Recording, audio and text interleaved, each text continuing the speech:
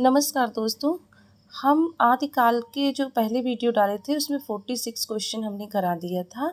आज हम आदिकाल के जो इम्पोर्टेंट क्वेश्चन हैं वो 47 से स्टार्ट करते हैं, जो परीक्षाओं में आपके कई बार पूछे जाते हैं। तो हम आदिकाल के इम्पोर्टेंट क्वेश्चन जो प्रीवियस ईयर क्वेश्चन पेपरों में आए हैं तो वही क्वेश्चन हम आपको बता रहे हैं।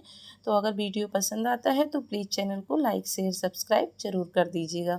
तो शुरू करते हैं आपके 47 क्वेश्चन से कि इन सिद्धों यो नाथों में सबसे पुराने हैं। तो इन सिद्धों यो नाथों में सबसे पुराने कौन हैं? देखिए, उत्तर प्रदेश जो असिस्टेंट प्रोफेसर परीक्षा 2019 में है तो उसमें क्वेश्चन पूछा गया था।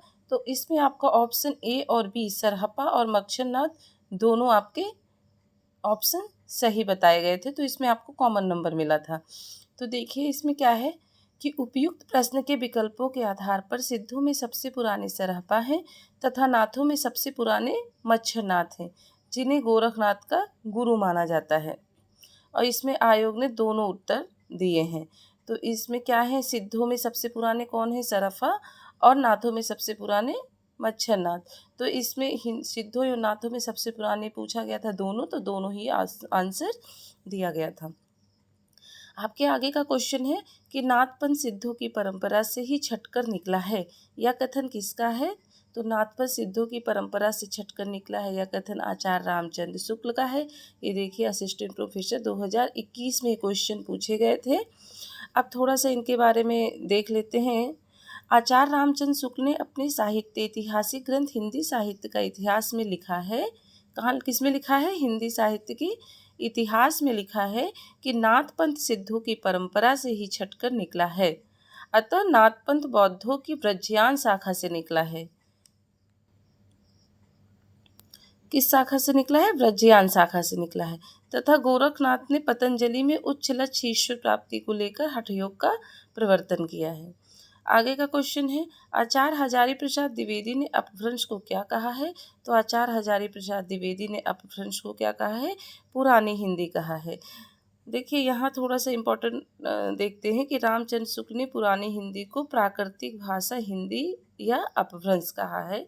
तो आप इसको अगर पढ़ना चाह रहे हैं तो वीडियो को रोक के आप इसको अच्छे से पढ़ सकते हैं या वो कॉपी में उतार सकते हैं। आगे देखते हैं। फिर देखिए यही टाइप का क्वेश्चन आपके एनवीएस में भी पूछा गया है कि प्राकृतिक भाषा हिंदी से आशय क्या है?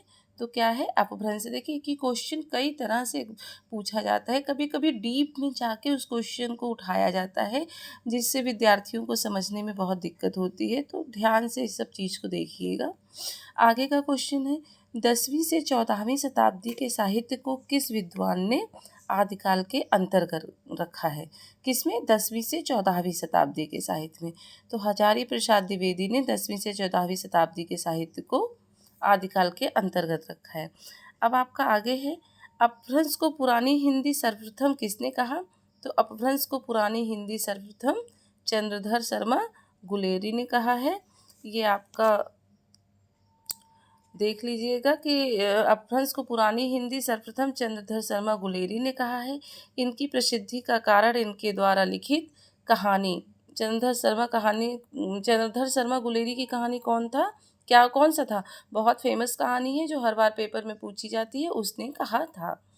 यह कहानी प्रथम विश्व युद्ध की पृष्ठभूमि पर आधारित है, जो 1915 ईस्वी में प्रकाशित हुई है। इसे औपन्यासिक कहानी क्षेत्र में मील पत्थर कहा जाता है। अब देखिए क्वेश्चन पूछ जाता है मील का पत्थर किस कहानी को कहा जाता है? तो उसने कहा था हमें। तो ये बहुत ही इम्पॉर्टेंट टॉपिक है, इसको आप प्लीज़ एक बार ज़रूर देख लीजिएगा। आगे देखते हैं कि पुरानी हिंदी नामकरण किसने दिया है? तो पुरानी हिंदी नामकरण चंद्रधर शर्मा गुलेरी ने। देखिए 3 बार यही क्वेश्चन रिपीट करके पूछा गया है। आश्रम पद्धति, केवीएस में और इसमें सब में पूछा गया है, तो इसको ध्यान से देखिएगा और अच्छे से पढ़िएगा। ये बहुत इंपॉर्टेंट क्वेश्चन है प्रीवियस ईयर के। पंडित चंद्रधर शर्मा गुलेरी ने किसको पुरानी हिंदी का प्रथम कवि स्वीकार किया है?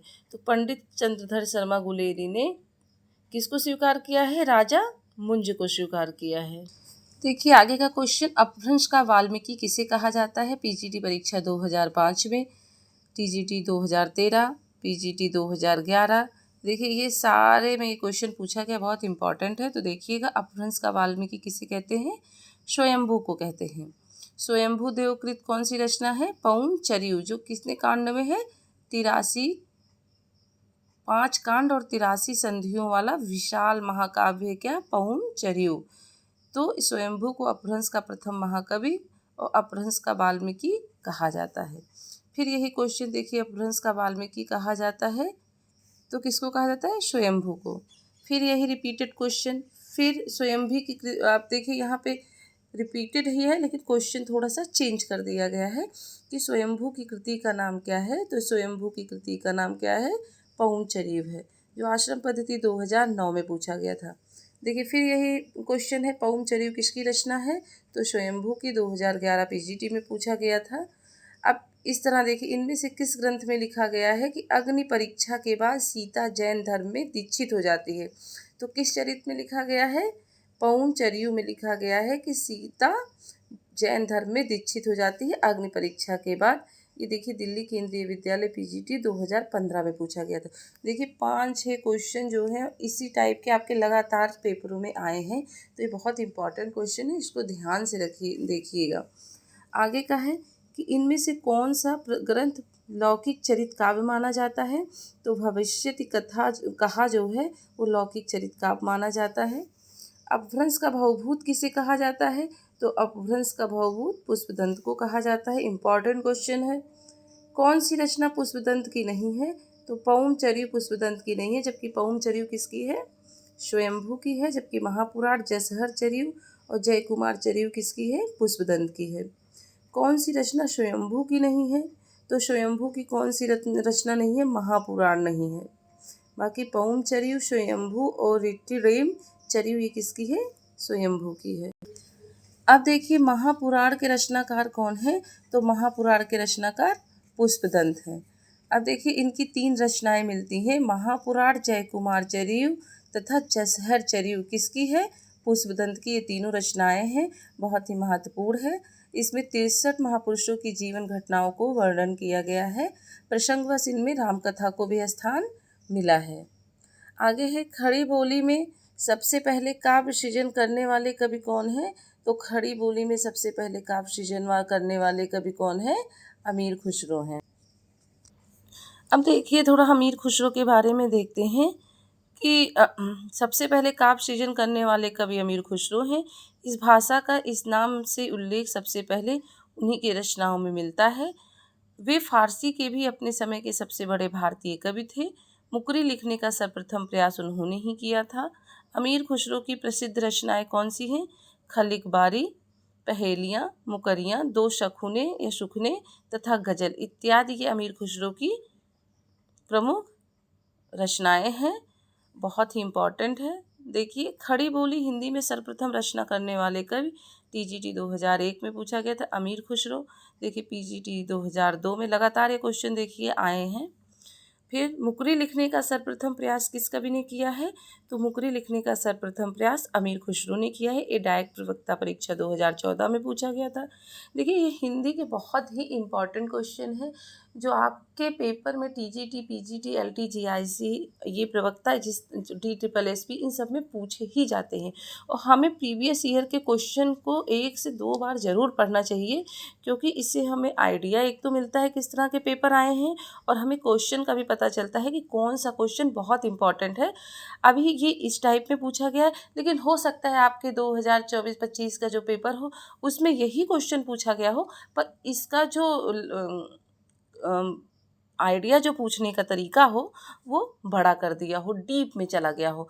तो ये क्वेश्चन आपको देखना है कि किस तरह आया है, और इससे रिलेटिव आपको क्वेश्चन जो है वो पढ़ना है बुक से।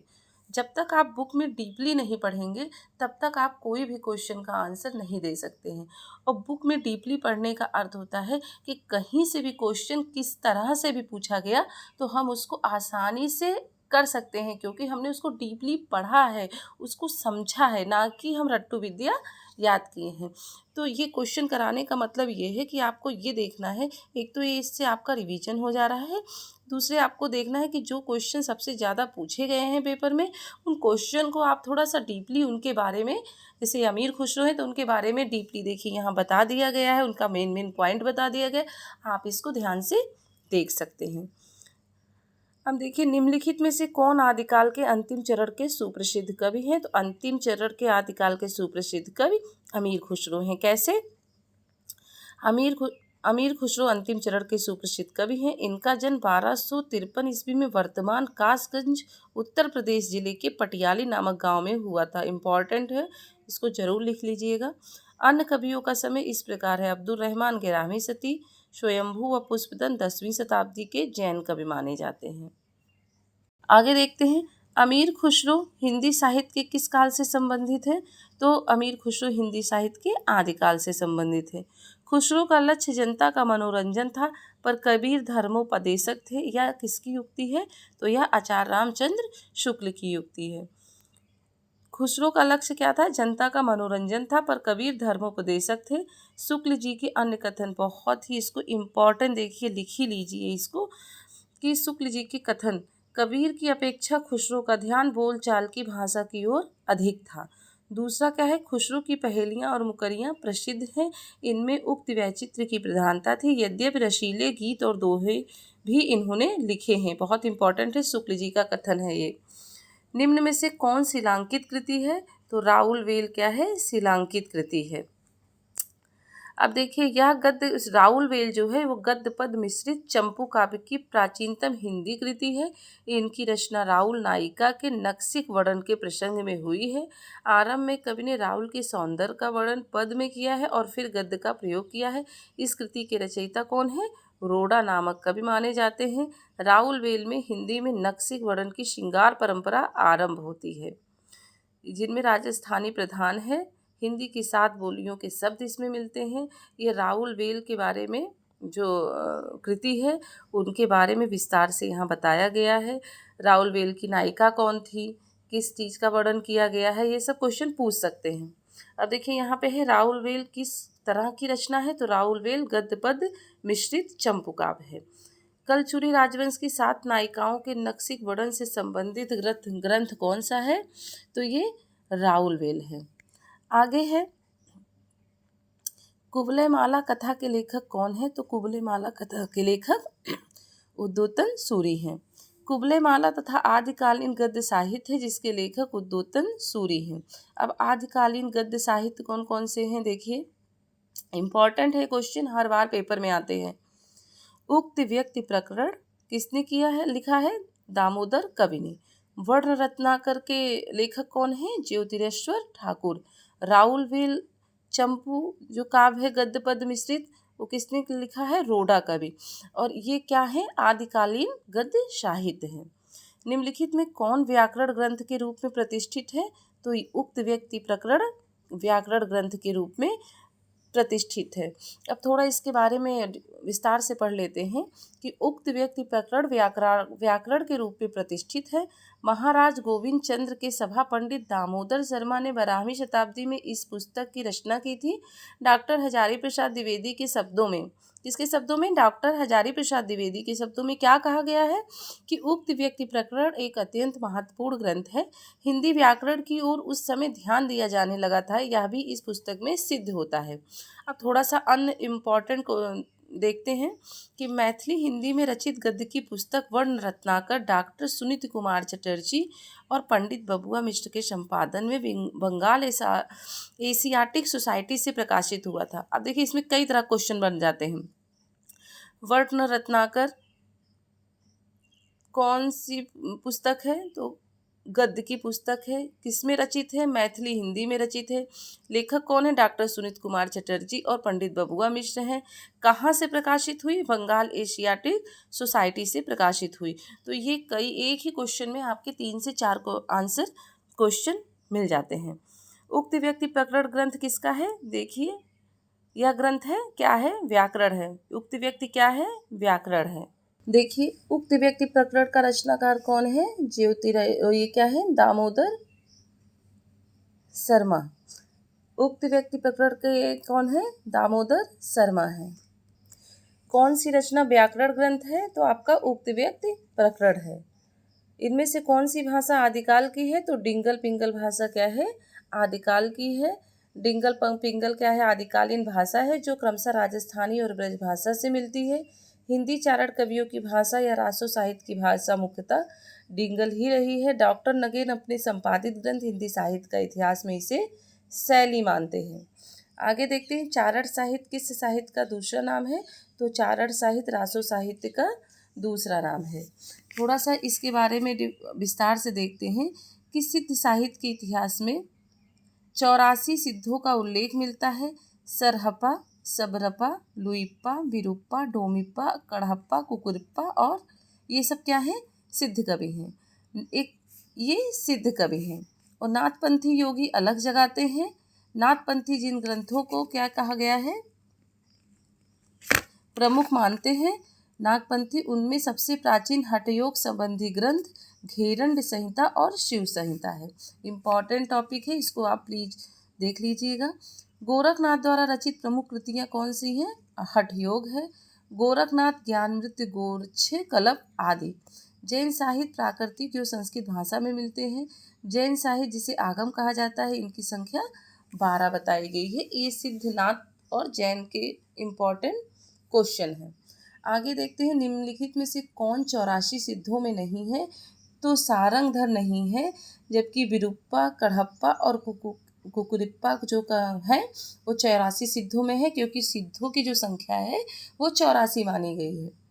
सिद्धों की संख्या कितनी मानी गई है? तो देखिए, सिद्धों की संख्या 84 मानी गई है। आदिकाल में किस प्रकार का साहित्य लिखा जा रहा है? तो जनजीवन से हटकर राजाओं की वीरता का अतिरंजित वर्णन किया गया है। रासो ग्रंथ किस भाषा में लिखे गए हैं? तो रासो ग्रंथ डिंगल और पिंगल भाषा में लिखे गए हैं। देखिए, हमने यहाँ पे 88 क्वेश्चन तक कर लिया है। अब यहाँ से रासो ग्रंथ के बारे में बताया जाएगा, विशल देव रासो, ये सब के बारे में। तो आज के लिए इतना ही वीडियो है। आगे के वीडियो में हम फिर मिलेंगे, जो हम आदिकालीन के और इम्पॉर्टेंट क्वेश्चन कराएंगे। अगर वीडियो पसंद आ रहा है तो प्लीज़ चैनल को लाइक शेयर सब्सक्राइब ज़रूर कर दीजिएगा। तब तक के लिए नमस्कार।